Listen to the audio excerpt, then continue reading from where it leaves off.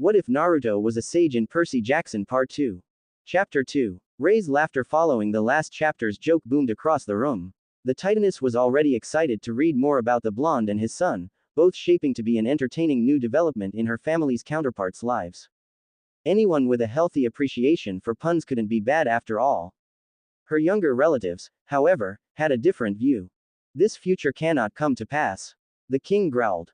Do remember that these events occurred roughly 7 years ago, father, Athena interjected with a raised finger. Nevertheless, Athena, Hera commented, her tone calm in contrast to Zeus's louder proclamations, countermeasures must be taken. The sage's mere existence is already a threat to any pantheon he could potentially encounter, and furthermore, if that son of his could create a cloaking ability that could function against us, who knows who else could? I'm actually with Hera on this one, the god of the forge spoke up in a rare show of participation. He ignored the way his mother narrowed her eyes at being called by her first name and continued, I'm already trying to replicate it with a gizmo, but disrupting it is another matter. Gonna have to work on that, he trailed off, muttering to himself about other possible creations. You do that, ya nerd, Ares mockingly dismissed his brother, only to get a shrug in response. Beats being a gorilla-brained moron, Percy whispered to himself, only to get smacked by Annabeth, who shot him a panicky look. What was that, Jackson? Ares roared from his seat. I said MMPHH, the son of Poseidon had no issues reiterating his insult, but his blonde best friend, fearing for his life, had to physically shush him. He said you're a moron, Ares, Apollo jabbed at his half-brother. You wanna go, Sunspot? Now children, no fights. Hestia glared at her nephews sternly, her fiery eyes glowing menacingly, making the two troublemakers clam up and sit down. Well, this is shaping up to be, Poseidon hummed, looking for the right word. Troublesome, Hades suggested with a smirk. He was internally hoping some chaos would result from those two, particularly the kind his oaf of a brother would have to clean up. Athena sighed, before deciding to read and get it over with. Chapter 2, Children's Day. Rhea and Hestia perked up at the title, once again hoping for something wholesome. The fool stood defiant. The king brought down his judgment. The fool laughed in mirth. And chaos enveloped the earth. Excerpt from apocryphal Taoist texts found in the Huanghe Valley, 390 BC. Alluded to refer to the mythological, heavenly war, between the Jade Emperor and the gallant sage of the East. That's pretty good, commented the god of poetry, his head nodding in approval. Why, I can almost feel a haiku coming. No, his sister glared, drawing a pout from him. I concur with Apollo, Athena's words made the god beam. Even if it's obviously translated, it would have been interesting to read the original script, she nodded. Plus, it offered some insight into the war, minimal as it was. The fool referred to here was obviously the sage, and from context alone, one could deduce this piece of work was written by an affiliate of the Taoists or an enemy of the Uzumaki man. Just how long ago did this war happen? Annabeth asked, looking at her great-grandmother for answers since she seemed the most knowledgeable on the subject. Rhea, who sat in a plush chair next to the demigods, reached a hand and ruffled the girl's hair, making her pout with a blush. I'd say it was just after we beat Father Su a little over 6,000 years ago. The Titaness pondered, barely holding herself back from pinching the girl's cheeks. Wow, that's old, Nico scrunched his nose again. Nico. His sister pulled his ear a tad roughly, making him whine, we've been over this. And you can't call people old. That's rude. Oh, don't you worry your pretty little head, sweetie, I don't mind. After all, the Titaness conjured some pastries and handed them to the children, old age's got muffin on me. Thanks, Nana. The son of Hades' exclamation drew a squeal from the immortal, even as everyone around her groaned at the pun. East Highland Park in Richmond, Virginia, 1st of June, 2000. So it's only a few months later. Percy raised a brow. Wait, the date and place, Annabeth racked her brain, memories of her past resurfacing again. She looked at Talia and even cast a glance at Luke, who began to pay rapt attention. The title, the setting, it was too much of a coincidence not to be implicating them. In one of the park's clearings, Naruto woke up to the first rays of dawn. Zoe blinked in surprise. To think a being of that stature would choose a park to sleep of all things. It's been a few months since his son had announced his great accomplishment and Naruto had stayed awake for the next few weeks working on his project. Making the individual seals had always been easy, it was the inevitable trial and error of constructing a new circuit to complement those that always took time. But then, the end result spoke for itself, as it always did nowadays. Considering it took him a few months, I'm a bit underwhelmed. I know for a fact mine and Athena's projects take far less time, the god of the forge commented gruffly. Perhaps it has something to do with the nature of it. It does look pretty innovative, Demeter suggested. If they wanna escape these. Apollo cheekily pointed at his famous, all-seeing eyes, they'd need AAALLL the time in the world. If it was only sight, they'd have resorted to simple disguises. Unfortunately for the blonde, his boasting was shut down by his twin, but you know as well as I do that hiding energy signature is a grueling task, especially from the few that can track them like myself. Artemis and her lieutenant smirked as the god of the sun slumped. Rain on my parade, why don't you? I'm your Oni-sama, that's my job. Please stop. Both Naruto and Zetsu could now walk into the heart of a pantheon and be mistaken for nature spirits, if a little stronger than the average one, but nothing to raise an alarm about. As long as neither used any of their bigger techniques and stuck to the more basic ninjutsu, there would be nothing to worry about. This is unacceptable. Zeus' face looked as though he'd swallowed a lemon. His brothers and sisters, sans Hestia, managed to hide their own frowns a bit better. Ares groaned at the lost opportunity. So what if there was a not-so-tiny chance he'd be beaten? Fighting a pantheonic threat was on his bucket list, damn it. Right under having wrestling sex, which his lover refused to do again. Hephaestus continued jotting down schematics on his little notebook, muttering about reducing energy sinks and inverting flux points. Yawning deeply and stretching his back like a housecat, he inadvertently woke the small group of animals that had taken to spend the night on various parts of his body. Artemis let out a small smile at the sight displayed on the screen, as did many in the room. A sparrow that had nested in his hair chirped angrily at the rude awakening and flew off to a nearby branch. A litter of fox cubs that had curled up on his stomach yipped at the sudden movement and scrambled off to run into the bushes. A few other rodents that had leaned into him reacted similarly, albeit more out of surprise than fear or panic. Well, ain't he a Disney princess? Sneered the war god, more than miffed with how this story was turning out. He wanted some splatter, some action, not some slice of life BS. Some of the others, mainly the ladies with an inclination for anything cute and fluffy, giggled at the scene. Demeter was reminded of her own little core in a way, especially since young Persephone had a habit of napping and waking up to a field of flowers around her. The thought of her daughter brought her mood down, and she turned to glare at her brother in hate. Hades felt a pair of eyes try to bore a hole in his skull but paid it no mind. Either it was his grain-brained sister or his even more moronic brother. Naruto laughed. Hee. Sorry guys, a man shouldn't stay in bed earlier than the sunrise, you know. Very sound advice. Perhaps you could learn from it, Otuto. The huntress elbowed her twin as he glared back at her. Apollo's laziness in the winters was notorious. No, seriously, stop. Can't really blame the critters for feeling comfortable around the sage, especially with the technique he had activated. Pops. A voice called out from a nearby tree. The blonde turned from his position on the grass to see his son had woke up as well and was gripping one of the lower branches lazily, reminding him idly of a small chimp. Reject humanity, return to monk, joked the messenger god, drawing a laugh from his more childish relatives while his half-sisters rolled their eyes at the childishness. Well, good morning my dear boy. How's it hanging? Naruto exclaimed jovially.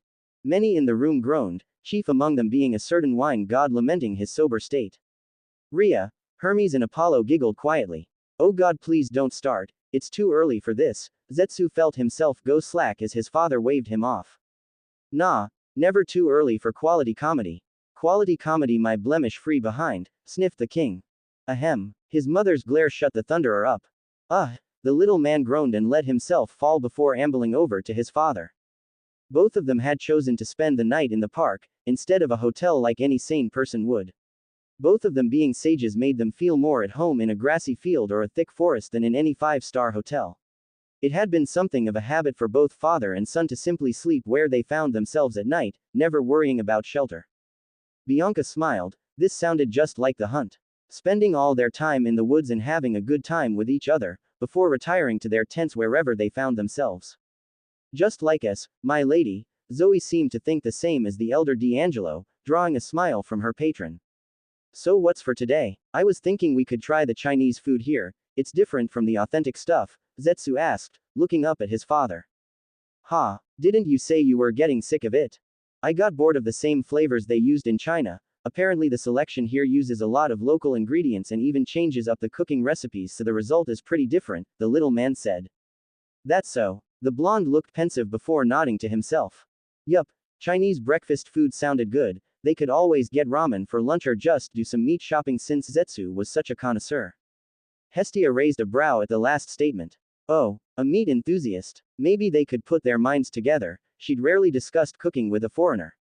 The god of messengers whistled, I mean I like me some noodles from time to time but this is a bit much no. He asked, earning nods from many in the audience, especially Demeter who scrunched her nose in disgust at what she saw as a deplorable diet. The resident Japanophile begged to differ. Yosh, let's go. Naruto crowed excitedly and started speed walking to the entrance of the park, all the while ignoring the looks he was getting from early joggers. Zetsu shook his little head, even though his father was older than most things on the planet, he still acted the same hyperactive way even after the many millennia they spent together. The elder gods not so subtly glanced at their mother who was busy entertaining the children below. It was scary how alike the two immortals were. It made them dread the thought of the two ever meeting. Later on, they happened upon one of the more popular food chain restaurants and much to the bafflement of the waiting staff proceeded to order two of everything on the menu. Damn, was a thought shared by many in the room, especially the demigods who had never seen so much food in one place outside of the camps and Olympus banquets. When their orders arrived, both analyzed the platters with a critical eye, unwittingly making their waitress sweat, before each picked up a fried wonton and threw it in their mouths. For some reason, a palpable tension was felt in the room. One so thick it could be cut through with a knife. Munch munch. On that day, Naruto and Zetsu and Uzumaki solemnly swore never to touch Chinese American cuisine again. Apollo hummed a rendition of Curb Your Enthusiasm's famous ending. The room echoed with laughter at the comedic timing. Unseen to everyone, a tear rolled down the blonde god's cheek. Finally, some appreciation. The rest of the day passed pretty quickly for the duo of tourists. There wasn't much to do in Richmond that would interest them. That, and both were still pretty upset about their breakfast. While the food had tasted good enough, the problem lay in the label. You cannot simply fry half the ingredients then call it Chinese. Since when do Chinese recipes include so much oil? And don't even get me started on the flavor. Sugar and salt are not fucking seasonings. You don't just drown your chicken in it. Naruto ranted bitterly on the inside. Is our food that bad? Percy wondered. Talia contemplated the idea for a bit. Nah, she decided. Just those culturally wrong ones I guess, but America has always messed it up. I heard New York pizza was different from the Italian stuff, she shrugs. Indeed it is, niece, Hades scrunched his nose in disgust. Say what you want about him, but the god held a taste for Italy rivaled only by his fool of a nephew's love for the East. The less said about the blasphemy that was American pizza, especially that them forsaken, deep dish, monstrosity, the better. So he had a refined palate. Sue him. He's been alive for longer than these recipes have existed. He practically invented some of these. Oh la la, and he cooks too. The goddess of love began fanning her face while licking her lips. Rhea herself didn't show it, but she was also pleased with that tidbit. A good sense of humor, good taste in cuisine, a free spirit and a great father. Just where had this bundle of yes-ness been all her life? He had half a mind to barge into the kitchen and give the cooks a piece of his mind but Zetsu, bless his soul, seemed to know his father's train of thought and convinced him against it. The cooks weren't at fault, it was whoever's sorry excuse for an entrepreneur that thought that making a quick buck was worth practically scamming people out. I mean, in some cases, Hermes attempted to interject only to be cut off by two of his aunts. No, Hestia and Demeter spoke as one, both understanding the importance of good service and both feeling disgusted over someone who'd put profits above the gastronomic experience. Nevertheless, the blonde calmed himself and put the entire thing behind him. He needed to focus on the future. There were so many more towns to visit. So much food to eat and so much fun to be had. Come on, I don't want to hear about fun. I want battles, fights, wars. Ares whined, slapping his armrest like a child. Ares. Hera's voice cut through the god's tantrum. Mom, no, this is boring. The queen had half a mind to throw her sandal at her brat of a child. Boy, listen to your mother. Zeus spoke while massaging his scalp. Where did he go so wrong that his eldest was such a man-child? Percy felt some second-hand embarrassment here. This was his godly rival. Bianca and Talia, both older sisters, remembered a time when their younger brothers would act the same way. Suddenly, the daughter of Zeus felt melancholic. Luke scrunched his nose in contempt. Ares' tantrums were only reinforcing his view of the gods. Nevertheless, He'll keep quiet for now, as the story was beginning to pique his interest. Artemis sighed. Wait patiently. Not everything is about violence. He and his boy were going to bond. Family bonding was good, Hestia thought as she surveyed the room. Her own family could do with some of that quality time, especially with the poor demigods. Goodness knows how much they needed it. As if sensing her daughter's thoughts, Rhea went to sit between the demigods and pulled them all into a hug. Luke, who had still been near the hearth at the time, felt an invisible force pull him into the Titaness's group hug, much to the other kids' protests. The son in question had shifted his appearance into that of a small blonde and blue-eyed child, as he wanted to go for the most inconspicuous look he could get. Logically that meant looking more like his father. Rhea let out a squeal at the image. Oh my, Zetsu looks so adorable, she gushed. Some of the parents in the crowd agreed with her, especially Apollo and Hermes, who felt like they were looking at their own children. The messenger god especially felt a pull at his heartstrings when his gaze went to his own child, who was trying and failing to hide his blush in response to the Titaness's affections. Zeus, put off by his mother's overexuberance, couldn't help but picture his youngest son's figure replacing Zetsu's. Jason, both the king and his youngest daughter longingly thought, knowing the boy was out of their reach, although for different reasons. It made Naruto blush at the wholesome sight. He needed to immortalize this image. The father hurriedly took his camera and hollered at his son to stand in front of a random landmark they passed by. He wanted to take pictures of his adorable son. Aphrodite cooed. This was just like her and all the pictures she took of her darling children, without them knowing. Bad humor aside, the love goddess could agree the man was still very much DILF-y. As Naruto proceeded to barrage a reluctant Zetsu with pictures taken at different angles, he was unaware of the wary looks he was receiving from the onlookers. Let the man be. He's just trying to bond with his son. The goddess of the hearth pouted. That isn't bonding, sister. I'd say this looks like something I could use in the pits, commented Hades. No, it's not. There's nothing wrong with taking pictures with family. Rhea shot down her child, before getting up and pulling a camera out. Everyone felt some form of dread. To show this, I'll take pictures with everyone. The dread was very much validated, as the Titaness hugged the gaggle of children next to her, again, before flipping her device to take a selfie of everyone. Percy, much like a Vietnam veteran, began experiencing flashbacks. Like the time his mom took a freaking photoshoot before dropping him at school in a blue uniform. Or that time at the aquarium, or the candy shop, or the raven-haired boy moved to put his best friend between him and his approaching grandmother like one would do a shield. The Castellan boy, who had managed to disentangle himself from his great-grandmother and put some distance between himself and his former allies, couldn't help the envy filling his heart at that. The sage sounded like what he wished his own dad was like, and even then, it wasn't like he'd have so much issue with Hermes if not for his mother's condition. The man was decked out in dark green cargo shorts and an open kimono shirt with a swirl design, over a white t-shirt with the words, "No ramen no life," written in bold orange text. He looked like what one might expect the stereotypical tourist to dress like, and that image was further amplified by the straw hat he favored. Eck! The screech shook the room, forcing many to cover their ears. Whatever attraction Aphrodite had felt previously died a violent death at the image on the screen. The goddess began fanning herself hysterically, feeling lightheaded at the monstrosity on screen. But what seemed like the cherry on top of the entire, frankly embarrassing, ensemble was the footwear. Oh no! Ares immediately pulled out military-grade earmuffs. Naruto was wearing Crocs and felt absolutely no shame for it. Eck! Had the sound been a few wavelengths shorter, the gods doubted anything made of glass would still be standing. Oh hush, Aphrodite, calm down, calm down. Non, I will not. This is a travesty. Undesastre. Uncataclysme me. The beautiful goddess began crying. She hadn't seen such tragedy since Troy. Percy, confused at the reaction, turned to the only other person who could answer him. What's wrong with Crocs? Before Annabeth could answer him, Aphrodite beat her to the punch. They're the symbol of a man who's lost all hope. She screamed, shock and disgust slowly shifting to anger. Zetsu insisted on keeping his head down in shame at his father's horrifying fashion sense, despite the latter's incessant demands to give him a winning smile. At least Zizi agrees with me. I thought you said he was ugly. He has almost redeemed himself. The photo session finished as quickly as it started, and the dad continued dragging his son through the city, even opting to carry him on his shoulders as one would do to a toddler. The image was endearing to many in the audience. Percy especially remembered a time when his mother used to do the same to him.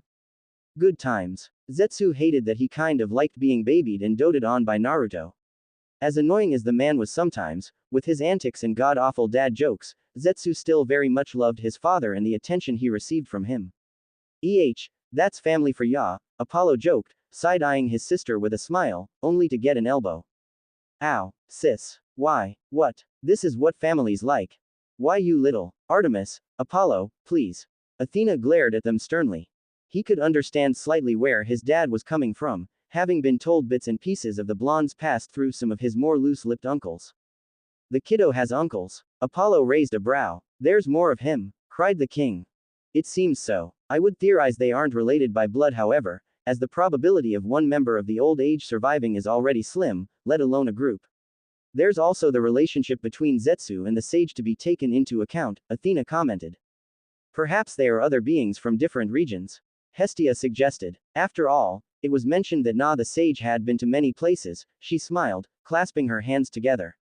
Rhea pouted a bit. She wanted to do some tourism too, but no, her little boy insisted the stupid status quo between pantheons be kept.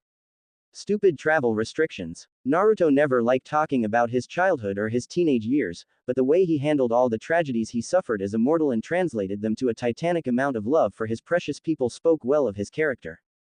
Indeed, it does, the eldest in the room exclaimed with happiness.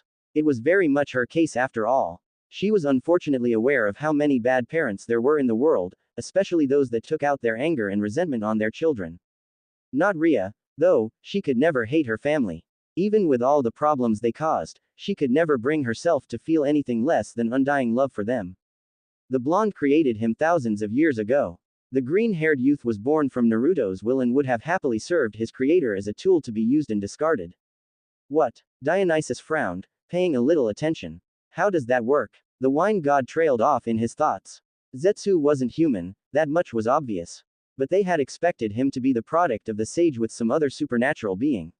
Children coming out looking like monsters wasn't an uncommon occurrence in their world.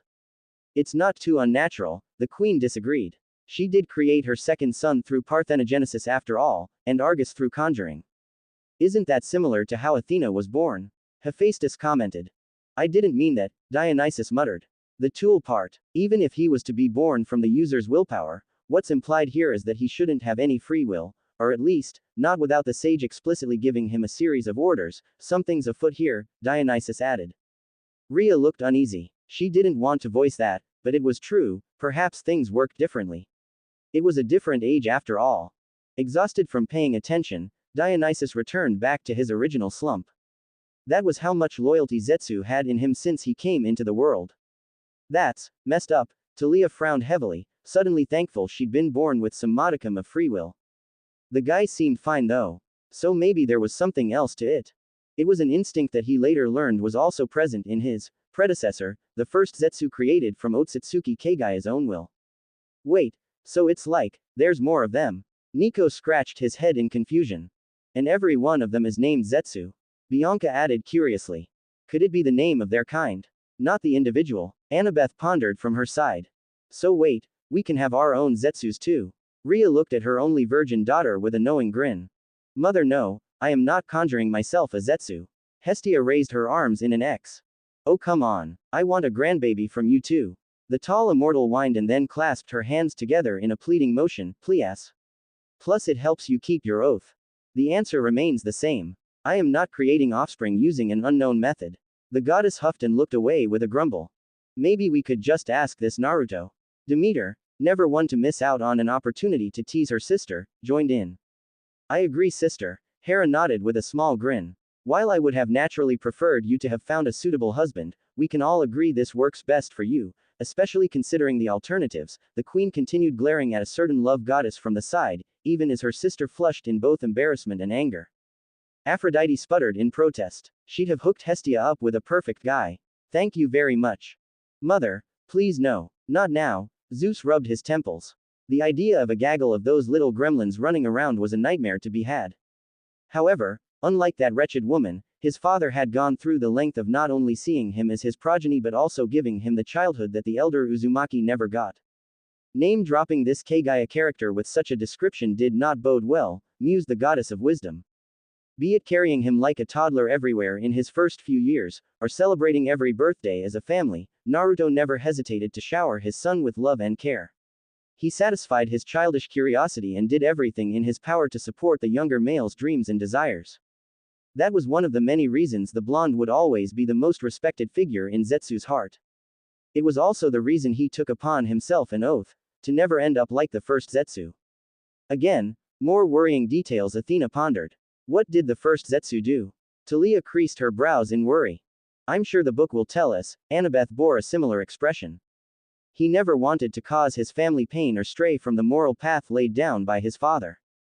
Zetsu would always be by his father's side, even with the latter's embarrassing antics. Rei's children felt the same way. For all the embarrassment their mother caused them with her quirks, they have and always would stand by her. As night fell, the pair found themselves having a walk in one of the quieter neighborhoods in the city. It had barely been a few days since they'd arrived in town and Naruto was ready to hop to another state. Zetsu was of a similar opinion. He'd already gotten his fill from visiting the local parks and butcher shops, and subsequently getting dragged out of them by Naruto after verbally assaulting some of the vendors. The shorter male was as obsessed with meat of all kinds as Naruto was with noodles. While his father had explicitly forbidden him from eating human flesh, or the flesh of innocent humanoid creatures, everything else was fair game. The fact his dad had to make that a rule makes me think the little guy doesn't really have a stable moral compass, Hermes commented. It's more than likely the apathy that was mentioned before. That, and since he seems to be a unique creature, nothing classifies as cannibalism to him, his silver-eyed half-sister answered his statement. I mean, we're gods, but we're not going around eating humans, the other twin added in his 2 cents. Well, most of us, that is, Hades sniped at his sister, mother-in-law, referring to the time she had mistakenly ingested the flesh of Pelops. It was an accident, and it was all because of what you did to my core. Screeched Demeter, getting up from her throne and summoning a pitchfork. Hades raised a brow and rose to the challenge with a smirk. You will not be fighting here, the king ordered, also getting up with his bolt in hand. Before the situation could escalate any further, as everyone noticeably tensed, the three were hit by a spinning object and instinctively sat back down. Said object spun around the room like a boomerang before landing in Rei's outstretched hand, the titaness having not left her seat. Sit down. The fearsome aura around the mother dissuaded any further attempts as even the demigods sitting by her froze in fear. The effect dissipated almost immediately when the gods complied as Rhea calmly and happily put back her sandal of motherly retribution, TM, on her feet. Zetsu made sure to use that freedom to its fullest, experimenting and enjoying the flesh of nearly every creature he was allowed to sink his teeth into. He has come to consider himself as very knowledgeable in his hobby and would not tolerate people giving less than their best when serving him. Which was demonstrated through the metaphorical roast he delivered upon some of the vendors that did not give him a satisfying deal. The other customers had edged away from the tiny child, who brought grown men to tears with his words. Ah yes, classical hypocrisy, nodded Hera with a chuckle. Goes off on whoever he wants, but us forbid his father does the same, she side-eyed her husband. What is it? The god asked her. Nothing, husband, nothing at all. His pops would then make a tactical retreat, then complain about how Uncle Shukaku had been a bad influence on him. The boy shrugged. Sure, his youngest uncle was a bit chaotic, and had about as much discipline as a raging bull in a china shop, and had the tendency to spit out expletives at every opportunity, but it was fine. That sounds like the very opposite of fine, Hestia interjected, while her sisters nodded from the side. Sounds like a swell guy. Ares grinned, much to his aunt's and mother's displeasure. No, he is not. He sounds like a bad influence. Demeter added. If that Shukaku fellow was anything like her meat-gobbling meathead of a nephew, he was bound to be troublesome. While Zetsu was silently contemplating the day he spent, Naruto simply closed his eyes and let his senses sweep over the entire district. He did not even need to use sage mode. His 5 senses had become very sharp over time, to the degree where he could map out his surroundings in his mind. The 2 older huntresses in the room raised a brow. That sounded like something Artemis, Zoe, as well as the more experienced hunters could do with enough training. It was always an interesting experience for him, to simply let his spirit wander over the area around him. It served both as a means of staying alert, and stress-relieving practice. Huh. The god of the sun rubbed his chin thoughtfully. Ain't that like what you do, lil, sis? Partly. I think we've all meditated in some way, shape, or form, the huntress replied, then smirked at her brother. You should try it, maybe it'll make you a tad less intolerable. Only if you teach me, Nei-chan. I will shoot you. The distinct sounds of bestial growling and startling human shouts suddenly assaulted his ears. His eyes snapped open as his body tensed in response, something that did not go unnoticed by Zetsu.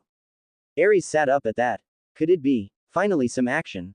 Before the younger Uzumaki could ask, the blonde blurred out from sight in a burst of speed. An image of the scene had already formed within his mind's eye and he had to react accordingly. So it is like what we do, Apollo nodded to himself with a pensive look. Artemis made a noise of affirmation while Zoe reluctantly nodded at her side. Oh, shut up, will ya?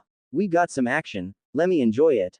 Ares turned and exclaimed in frustration, earning him a thunderous glare from the two immortal huntresses. While a body flicker would have been faster, the sage still had to maintain his cover. Naruto ran at subsonic speeds before jumping and bouncing off the walls of nearby buildings. He ran the entire distance in less than a few seconds before he found himself soaring over the scene of trouble. The god of war's legs started thumping lightly in anticipation. Hermes was similarly excited, but mostly at seeing the man's speed. If this was what he could do when he was heavily holding back, then he'd like to race the man himself. Perhaps he could finally find a decent rival. His eyes trailed to his father and uncles, internally wondering if they'd allow this. The three gods in question had their eyes fixed on the screen, wanting to catch any glimpse of the sage's power. Two abnormally big black wolves, each about the size of a sedan, had cornered what looked like two young teenagers and a child to the back wall of the alley. In tandem, Luke, Talia, and Annabeth gazed in surprise at the scene displayed before them. So it is then, the daughter of wisdom idly thumbed her Yankees cap. Their counterparts were about to meet one of the most powerful beings on the planet. Sure, he was going to save them probably, but still. Wise girl, Percy asked from the side, with a hand on her shoulder. The next thing the children felt was their oldest relative enveloping them once again, in a large, warm hug. You poor dears, Rhea sniffed, did you go through something similar here? Upon receiving a nod from the three demigods, the Titaness began caressing them tenderly in a show of comfort.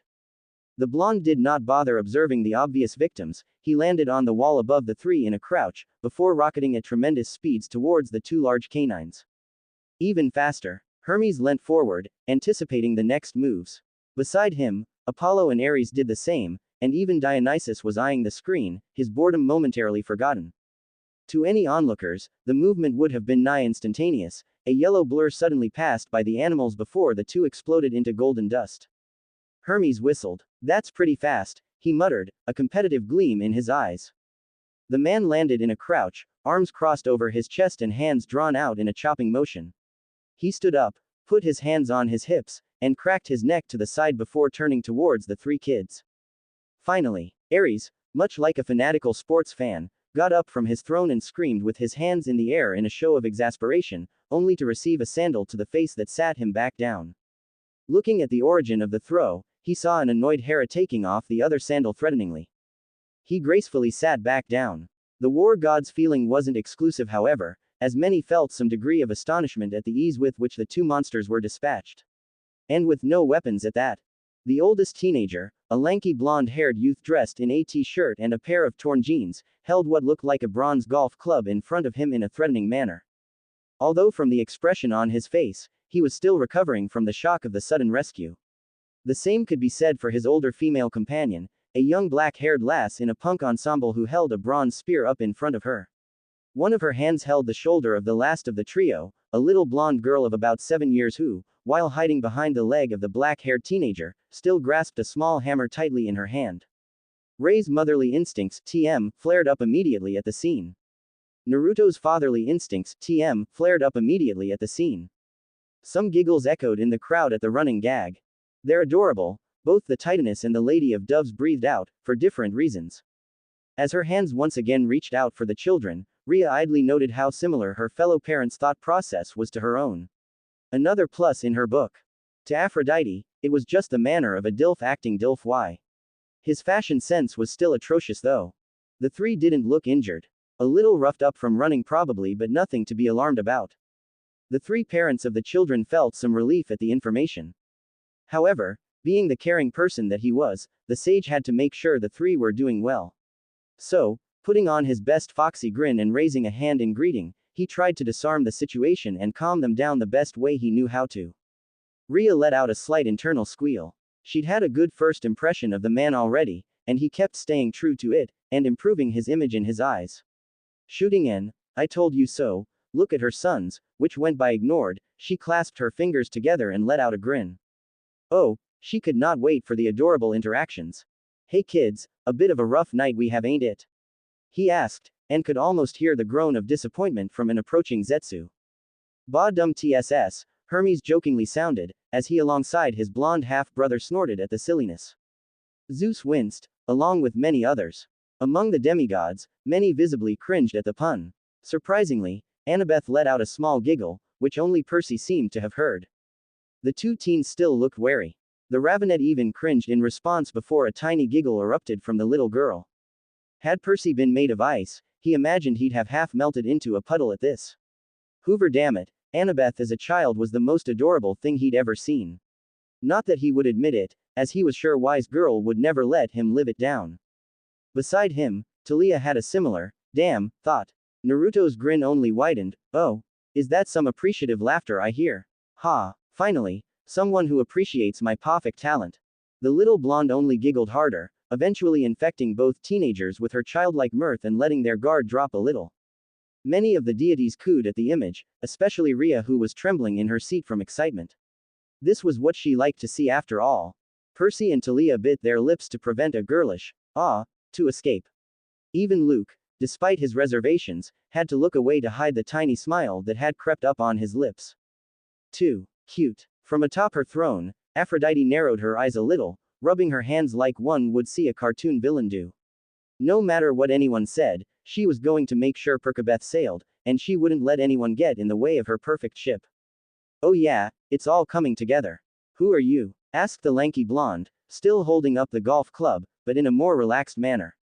Annabeth, who had been close to resembling a tomato from the attention she'd received, turned to the other blonde. The golf club was something that Luke had used a lot back then. Despite the bitter taste at the thought of his betrayal, Annabeth had to admit that she did slightly miss those days. While she was the first to punch Luke, it was more of a stress-relieving action than anything. Once she had been able to sit down and calm down, especially after watching the scenes before her, she couldn't help but feel her anger get slowly replaced with sadness. That sadness also ebbed away as a hidden resolve surged from within her. No matter what Percy had said, nor anybody for that matter, a part of her knew there was still something left in him. Some fight in those harsh cerulean eyes. The Luke she knew would still be swayed back to their side, even if he'd indirectly made her carry the freaking sky. She leant up and touched the gray streak in Percy's hair, identical to hers. The Ravenet shot her a smile, and Annabeth smiled back. Seaweed brain really came through for her. Era. Naruto closed his eyes and tilted his head. Isn't it more polite to introduce yourself before asking others? Quote exclamation mark quote. Apollo let out a string of random squeals. Artemis sighed, before giving a light shove. Just, shut up, brother. But, he said the line. He whined back, his inner weeb showing. Artemis let out an exasperated sigh, before jabbing him with an arrow tip she conjured. Aphrodite, who was slightly more informed than most of the occupants in the room about the legendary Era, nodded in approval as well. Looks like the Dilf was venturing into waifu territory. The boy narrowed his eyes in suspicion. HMPH, fine, I'm Luke, the boy huffed before gesturing to his two companions. This is Talia and the kid is Annabeth. Both the goddess of wisdom and her daughter felt their fingers twitch, as the urge to facepalm overcame them. He was swiftly elbowed by Talia, who proceeded to admonish him, Luke. Don't just give our names to a stranger. You saw what he did. He could be a monster. She's like you, Bianca, Nico murmured to his sister. Is that an insult? She laughed, pulling him closer. She felt the need to relentlessly thank this, one above all, being for reuniting her with her sibling. From afar, Hades watched the interaction with a bittersweet look. Her shout prompted an offended look to appear on Naruto's face. Hestia let out a giggle at the overexaggerated look. Oi, monster. I ain't no monster girly. Do I look like a monster? Name's Naruto. I'm just a guy who can punch stuff real good. He exclaimed while waving his hands in protest. Don't screw with me. No mortal could do what you did. Talia refused to back down and held up her spear threateningly. Zeus began to pale at Talia's increasingly threatening gestures. His daughter was going to get herself killed. Smart girl, Athena nodded approvingly. Better to be safe than sorry in this situation, even if she agreed that poking the proverbial bear was highly rash. Below them, a teasing grin crept up on Percy's face. Ah, is that a Whittle Talia I see? What's she gonna do with her big spia wow? Percy cried out, interrupted by a static poke from the daughter of Zeus. Shut up, she hissed back, a slight red dusting across her face. Ah, is Whittle Talia embarrassed? The son of Poseidon sang back, dodging the punch coming his way. Annabeth caught Talia's arm and pulled her back. Stop agitating her seaweed brain, she warned with amusement, while the ravenet growled like an angry dog. Bianca laughed, and Nico watched on in amusement. Hestia, while disapproving of the violence, couldn't help but feel happy at the sight of the children acting like, well, children. Mortal, monster, thought Naruto, registering her accusation before realizing, oh, if I focus a little I can faintly see these kids' connections, they're probably demigods. Connections? What does that mean? Let the book tell you, seaweed brain. The connections he was talking about were the faint bridges of energy that linked the trio to separate domains. He can see those. One of the gods, Zeus, cried in surprise. Those connections would usually be barely visible for demigods, as they did not have the almost symbiotic relationship with them as their godly parents. Theirs was barely a powerful enough bridge to support some of the domain's energy. Enough to influence their behavior or traits, and for the more powerful, allow some semblance of abilities. That's actually rather insightful, Athena murmured in a rare show of amazement. This further supports my conjecture on energy transfer and diversity among our kind. I would love to learn more. Hermes and Apollo looked at each other, and turned to face their paternal sister, twin looks of pure, utter confusion etched upon their faces. Never mind, Athena said, flipping the page. Nothing you two would understand, nor care about. The only other who seemed to agree with her was Hephaestus, his interest growing in the subject. He thought over his next course of actions, he couldn't very well come out and admit his real identity, so he settled on what he and Zetsu discussed. Well, you got me. I'm not normal, I'm what you would call a clear-sighted mortal. I trained very hard to become strong.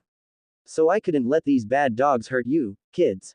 If I was a monster, we wouldn't be having this discussion right now.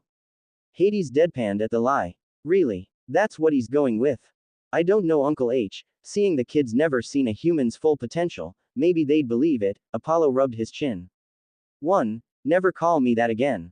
2. Even your lies carry more truth in them, nephew. Luke, Talia and Annabeth all frowned, feeling a tad insulted at the obvious lie. There was no way they'd fall for it, right? Right. Talia frowned before huddling with Luke to discuss Naruto's words quietly. While that was happening, Zetsu finally made his appearance, having shifted his body to look like a teenage version of Naruto, albeit leaner and dressed in a less ridiculous manner. So he can turn off all that ugly. Come now, Aphrodite. Again, I can't help being honest, ma chère Hestia. Percy leaned over to whisper to Annabeth, can't they all transform too? The daughter of wisdom nodded but felt the need to comment. I feel like it's freakier with him because of how different he looked and how normal he seems now. He could pass for my brother for God's sake. Athena, who heard her daughter, nodded as well. It was strange how inherently off-putting the short immortal was. A shapeshifter, doted with bestial strength, the son of a pantheonic threat and as a stealth expert. None of this boded well. Pops, who are these kids? The younger Uzumaki asked, snapping the two demigods from their discussion. The youngest blonde had taken to hiding behind them and poked her head out to look at the newcomer. We're the same age. And who are you? The Ravenet questioned. Hestia furrowed her brows at this. No, hellos, no, good evenings. Yes, it was a dangerous situation, but manners were manners. To the side, Zeus once again winced at his daughter's rashness. Shut up. Oh, Naruto grabbed his son by the shoulder and gestured toward him proudly, uncaring of the younger Uzumaki's annoyance at the action. This is Zetsu, my son. He likes grilled meat and gardening. Ain't he a handsome fella? He almost shouted in glee, as he did every time he introduced his little boy. I mean, at least he has the fashion sense to clean up a tad. Aphrodite sniffed, still not willing to let go of her earlier impressions. The Titaness thought back to how she'd done the same type of introduction for her kids back in the days after the Titanomachi. What? She was trying to get grandbabies at the time. Sue her. Zetsu grumbled under his breath, saying something along the lines of, I could have just introduced myself, before looking at the three kids in front of him. Looking at the scene and the pure expression of happiness on the older blonde's face, the older demigods felt their worries ebb away.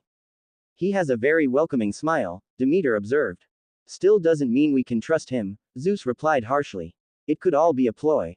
Oh come on, Dad. The guy looks like a human golden retriever, Apollo said. A golden retriever that can apparently wipe this country off the map, his twin shot him down.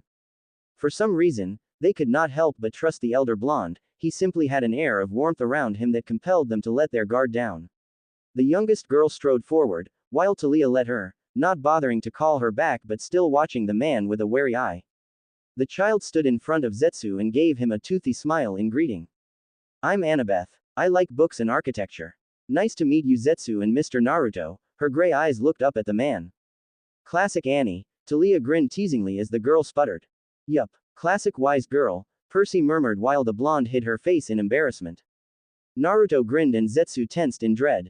You are Sue getting adopted. The sage thought in glee. Rhea, Aphrodite, and many of the ladies squealed at the ending. Oh, I agree with him. I'd have taken you in too little Annie. The mother of the Olympians began squeezing the blushing blonde demigoddess to her bosom.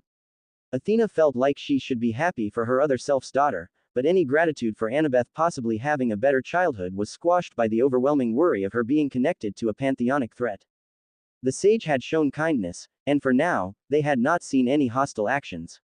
Traveling into America and violating interpantheonic protocol could be considered one, but he didn't seem to have any bad intentions. But that could easily be changed. The sage was immensely powerful, the short clip shown was only a little taste of his full power. He could end her then still naive daughter with a single blow. And that scared her beyond reason. Thinking over everything she's read, Athena felt like she needed a brief recess, if only to gather her thoughts. With a wordless gesture, she passed the book over to her sister who followed her cues. The end.